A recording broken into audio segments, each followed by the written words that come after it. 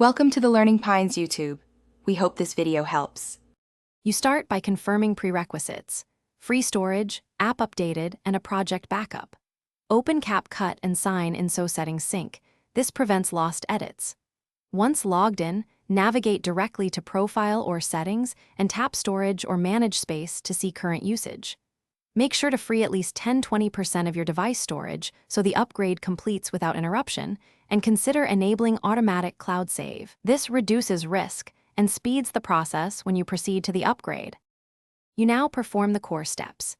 In Settings, tap Upgrade or Manage Storage, then follow prompts to download additional assets or purchase extra cloud space. When clearing cache, choose only temporary files so you retain project media. Once done, move heavy assets like raw videos to an SD card or cloud folder. Because upgrades download packs and may re-encode assets, maintaining contiguous free storage speeds reprocessing. If prompted for permissions, grant them. They allow file moves and proper indexing during upgrade. You finish by validating the upgrade. Open recent projects, play timelines, and run a short export to confirm stability.